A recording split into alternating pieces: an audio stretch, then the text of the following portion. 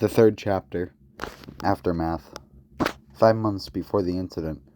You know what? Fuck you, bitch. I'm sick of you commenting on how I treat what's his name anyway. Fuck it, our boy. My father was worse than me, and I turned out fine. He's fine. He's just seeking attention. I'll turn him into a man. Watch me. I hear my father say as I hear a loud slap. I'm hiding in my closet, hiding behind the hanging clothes. I locked the door so this could temporarily become a safe haven. I clutch a bottle of pills I found in the bathroom cabinet. I hear him pounding on the door, as my heart seems to do the same. He tries the handle and pounds some more, and it feels like all the hair on my body is standing up, like a fawn being found by the hunter. Unlock the fucking door, boy. It's time to make a man out of you. I'll kick this goddamn door down. Don't test me. He pounds more and more, and keeps trying the lock. He stops for a moment, and even though it was probably just a minute, it feels like an eternity of blissfulness. Then I hear it. The buzzsaw. I hear the saw noise and a thud. He has entered my safe haven.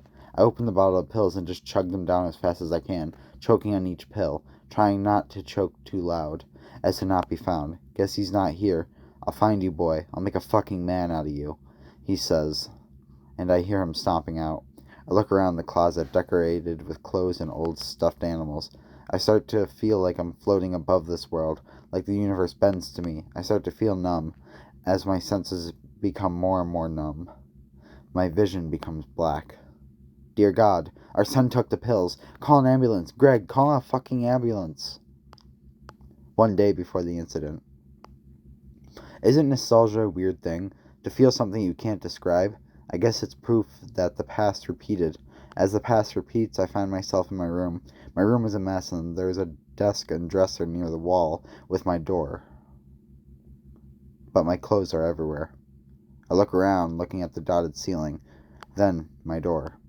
My parents are arguing in the other room. Then I hear footsteps coming to my door. My father. I throw myself into the closet, not locking the door.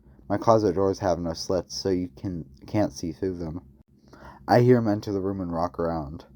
Then again, he pauses in his steps. I breathe a sigh of relief. Then the doors of the closet open, and there was my father, belt in hand. I told you I would make a man out of you. Come with me, boy, he says, assuming I have no choice. I follow him into the kitchen, where my mother is sitting on the floor crying. You see this wench? This wench wants to tear this family apart. And you know what a man does when his bitch doesn't listen? I look down, not wanting to see, knowing what comes next. Then I hear the cracking of a belt and the scream. The curdling scream. Boy, did I say you could look down? Look up. This is what being a man means, he says, as the belt cracks. I look up, witnessing the horror of a man. The night before the incident, I can't sleep, and believe me, I tried. My parents are asleep, if you can say such a thing. I take a deep breath, and I remembered something I learned in the hospital. If we are held to our worst moments, then we will never see our best. But then I think some people should be held to their worst. Some people just don't have good in them. I mean, I've seen it time and time again through my father, through my peers. Some people just need to be held to justice. Some people need to atone for their worst. Some people need to see their worst, and I guess in a way I want to play the role of karma. I quietly get up, making my way out of the room into the hallway. The hallway has garbage bags all over that place, and empty beer cans. I quietly make my way through the hallway. I can hear my father snoring from the other room. The walls are painted a disgusting blue. I walk a little more, looking into the living room and seeing my mom sleeping on the couch, with bruises and a black eye.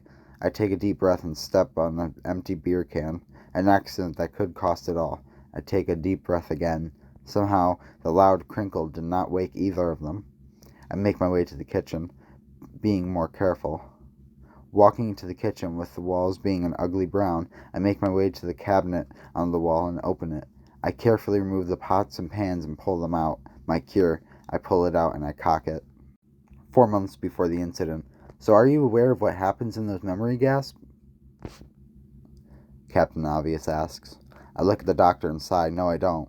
That's why they are gaps, I say. The room is weirdly calming. The chairs are actually cushioned, different from the plastic hard chairs outside this room. The room has a garden painted on the wall, with only one entrance and exit. As my eyes glance around, I notice the same pencil markings on the door. I stare at it for a minute, confused. Is something wrong? Just wondering why those are there, I say, pointing at the pencil markings. Oh yeah, I look at them occasionally, too. This used to be a seclusion room. I guess a patient just got bored and had an idea. You know, you're very good at paying attention to details. I mean, I was just looking at the picture on the wall and the lotus on the door. It's distracting to the bigger picture. Understandable, sometimes details like that can help us recognize the character of something, and how one thing can be put out of character in the bigger picture without diminishing the bigger picture, he says and smiles. I keep looking at the pencil markings. Sure, hey, don't diminish the picture, but it's still out of place. So, Liam, how have the meds been working for you? Fine, I guess. Everything's been blurry. Mentally, that is, ever since I started taking them. That's just a side effect. Well, thank you for your time. We'll be increasing the dosage from 150 milligrams to 200 milligrams. Thank you. Thank you, too, I say. Something never hurts so much to say. The walls are covered with roaches. Hornets and wasps hover above. The room I seem to be in is endless, like a prison room, with two mannequins with cameras for heads standing on either side of it. The floor is covered with blood and rust. I look at the other people here, if you can call them that. They are in straitjackets, and also are mannequin-like. They're chained to the floor with barcodes burnt into their wrists. They all sit at a heavy plastic table and heavy plastic chairs. There's about 13 of them. I walk to my seat in the corner and start writing. Then I hear a creaking sound. Then another. Then another. I try not to pay attention to it, in between the sound of wasps and hornets above and the scurry of something in the walls. I look up from my notebook. Every head in the room is looking at me, staring through me, like little needles piercing into my skin and pulling out my veins. I look back down. My breathing becomes faster in paces. I try to ignore it and write, but then I hear the clinging of shackles. I look up and see them all standing around me. The room is different, too. It's a circular room with chains of meat hooks dangling from the ceilings. I stand up, fully freaking out as one of the hulking masses with a screen and barcode scanner on its back show up. The screen goes to static. It shows some text in blood red. It says relax. I simply fall to my knees, grabbing my chest and dry heaving from panic. I woke up on the bed, not sure how I got here or what day it is. I try to move, but I realize I'm restrained down to the bed. There's a nurse sitting by my side. Good morning! Well, good afternoon, I should say. How are you feeling? Mind if I take your vitals? She says calmly. She's a brunette with blue eyes, dressed in a green nurse's uniform. I feel I don't have a choice, I say. She walks over and takes my vitals, smiling and humming the whole time. Then I realize I don't have my journal. Excuse me, where's my journal? I ask. It's right here. I will let you out of the restraints once the doctor comes to evaluate you. You had a pretty rough time yesterday, she says and smiles, done with my vitals, and writing them down on what I assume to be a sheet of paper. I can't see given the bed I am on. I look around the room. We're in a seclusion room, claustrophobic and box-like, with a black lotus symbol on the closest wall to me. I take a deep breath. I had a rough day yesterday, I ask.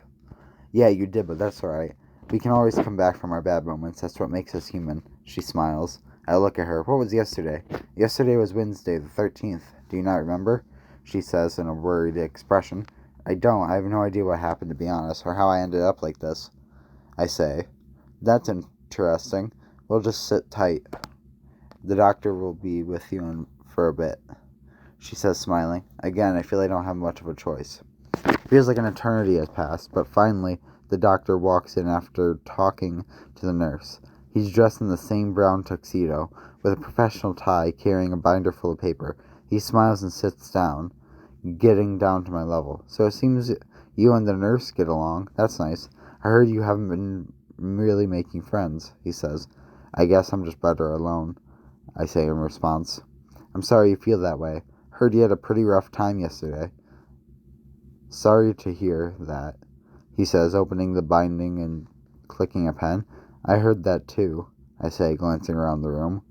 Again. So you don't remember yesterday, like, at all?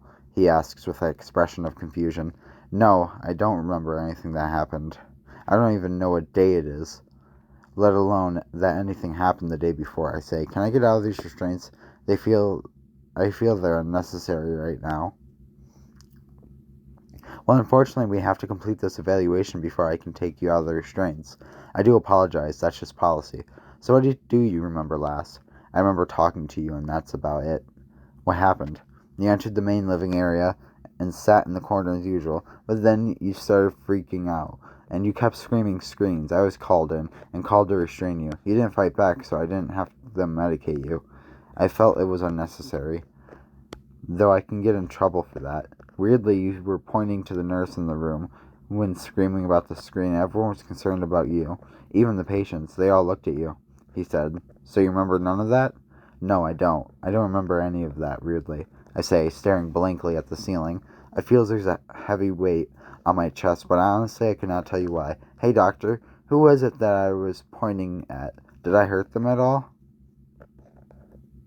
"No, you didn't. Hence why I didn't have to medicate you. It's a nurse that's been sitting with you all day. Strangely, I feel guilty towards that."